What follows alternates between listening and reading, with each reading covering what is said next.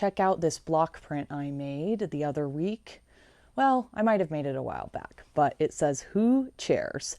And this is my personal little reminder from myself to not take things so seriously and to just kind of have fun with it and don't overthink things. Who chairs? Well, so cheers.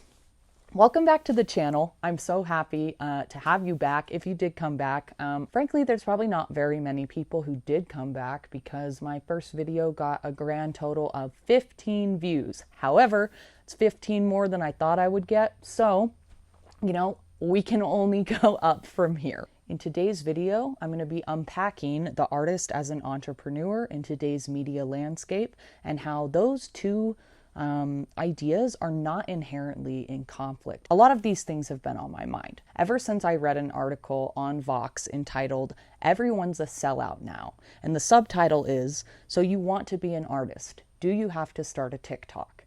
And the entire premise of this article is basically that in order to be an artist in today's landscape, you almost have to become a sellout. I take issue with a lot of the underlying themes of this article. The more I thought about it, the more I started to unpack, what are they really trying to say? And is the article really helpful? Or is it, perhaps just kind of ranting on the current state of the world, but not necessarily in a helpful, meaningful way to artists? The first point that the author made that I took issue with was that big tech and big tech systems create extra labor for artists in the form of self-promotion. Basically, they were saying that the idea of being an entrepreneur and the idea of being an artist are two ideas that are inherently in conflict. And I'll go ahead and read you the quote. "The labor that artists have to do now amounts to constant self-promotion in the form of cheap, trend-following, ever-changing posting strategies, and the nagging feeling that what you are really doing with your time is marketing, not art." They go on to say, "Under the tyranny of algorithmic media distribution, artists, authors, anyone whose work concerns itself with what it means to be human, now have to be entrepreneurs too."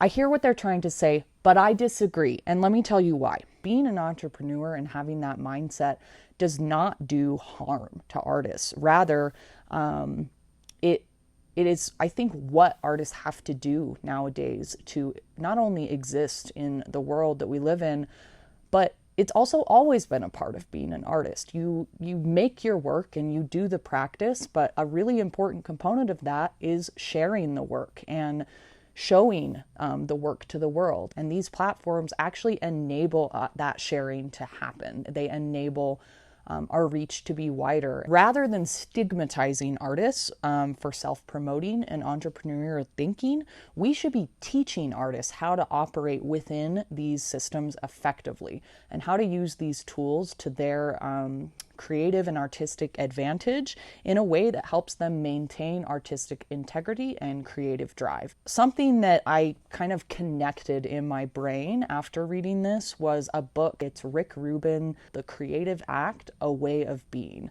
Something that I'm going to bring up as kind of a counterpoint to the idea that, artists can't be entrepreneurs is this quote on page, let's see. It's like we're at book club or something. So on page 28 or 29, he writes, "No matter what tools you use to create, the true instrument is you. And through you, the universe that surrounds us all comes into focus." And I think that that is very applicable to this conversation because at the end of the day, the artist is you and you are the artist. And that comes from within. Whatever is of the artist is the art. And just because this is the tools and the systems that we now have doesn't make it inherently wrong or bad for artists to have to operate within them, frankly. All right, here we go. Back to the video. So the second point that rubbed me the wrong way from the Vox article was, quote, "Hardly anyone wants to, quote, build a platform. We just want to have one." I think that this really underestimates artists. I think that the idea that people don't want to build a platform, they just want to have it, that's kind of like, I don't know, it's a little rude. You know what I mean? It's like, oh, artists don't want to put in the work to build a platform. I think that most artists I know are inherently creative driven people. And the idea of building something new that sustains their practice is actually a very exciting one.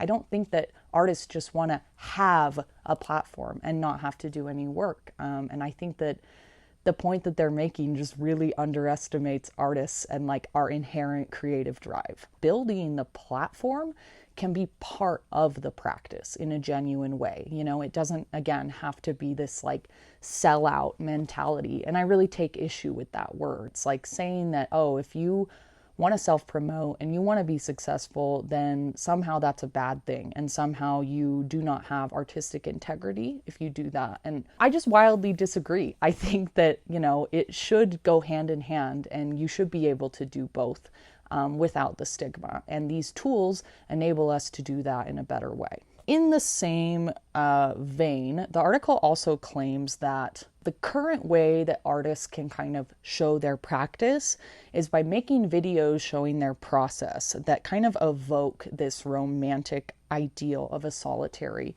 genius artist. I'm going to go ahead and read the quote and throw it up on the screen, and then we'll unpack it. Videos like these emulate the romantic ideal of solitary genius artistry, evoking a time when writing was seen as a more pure or quaint profession. Yet, what they best represent is the current state of art, where artists must skillfully package themselves as products for buyers to consume. This claim that artists are just packaging themselves as products when they're sharing their practice, big disagree. I don't think that you know, really accurately captures why artists want to share little moments in their practice, why they might want to film themselves, you know, doing a painting or writing in a romantic like scenery. I mean, I think that sure, there is a romantic idealism there, but that's always been the case with artists. In fact, maybe that's even part of the appeal. That's part of the intrigue. That's part of the mystique. It's important. I think that this point that the article made does not take into account the inherent value that can be created when artists do connect with their audience and connect with the community. It's like, why would we want to share these things in the first place? Because we love to make and we're excited about making. And the idea that, you know, sharing it is a sellout, that sharing it is packaging ourselves as a product, you know, I don't buy it. Let's see, what page is this? 79, 80. So on page 80, art creates a profound connection between the artist and the audience. Through that connection, both can heal. That is a very powerful statement. Art is the thing that creates that profound connection. And there is healing and there's love and connection that happens for both the artist and the audience, both the artist and their community, through the sharing process. The platform can be the practice can be the platform. They do not have to be in conflict. The artist can be the entrepreneur. The artist is the entrepreneur. There is no separation in my mind. I think that telling artists that these things are inherently, you know, bad is doing artists a disservice, frankly. So let's move on to kind of the last point that I'll talk about. Point 3, I'm going to read the quote. You've got to spend your time doing this. So by doing this, they're referring to like building your platform, becoming an art entrepreneur. You've got to spend your time doing this, even though it's corny and cringe, and your friends from high school or college will probably laugh as you, quote, try to become an influencer. You've got to do it, even when you feel like you have absolutely nothing to say, because the algorithm demands that you post anyway. Just let that settle.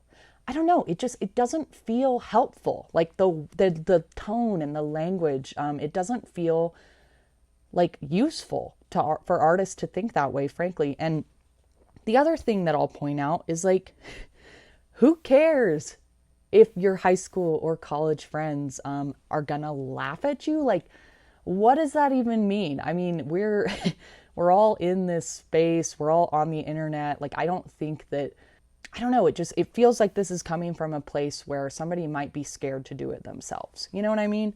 Especially as artists. Like, why should we care if somebody thinks it's corny or cringe? It's our work, and that is going to speak for itself to the people who want to hear it and to the people who you're going to inherently connect with. There are so many methods to go about it that maintain integrity and that maintain, you know, the core element of your practice. And ultimately, this is going to contribute to like a broader, more rich cultural fabric of creativity. And that can exist on the internet. It can exist outside of it too. And I really think that, you know, we should work to build both. One final time, I'm going to go back to our friend Rick Rubin and read a quote where he talks about artistic intention and contributing to a broader cultural fabric.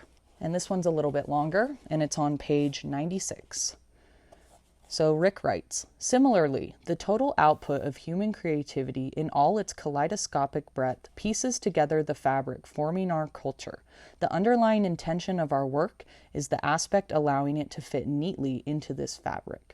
Rarely, if ever, do we know the grand intention, yet if we surrender to the creative impulse, our singular piece of the puzzle takes its proper shape. Intention is all there is. The work is just a reminder. And I just love that passage because I think it really just circles back to like, why are we doing this in the first place? Why do we want to create? What is that innate human drive to make and create? What is the intention? And I think that is ultimately what can kind of refute the entire tone of this paper, is that all of this, you know, I hear the author. I think that there are a lot of issues that are created by big tech. I want to make that perfectly clear. However, if we approach artists as entrepreneurs through a lens of intention, I truly believe that, you know, the intentionality is driving the work. Or it's not driving the work, but as Rick said, you know, the work is kind of the effect of the intention. It goes alongside it. It journeys with intention. We have already covered all the main points, so I am just gonna go into just some final thoughts. In order for artists to really win in the world, we do need to take on an entrepreneurial mindset.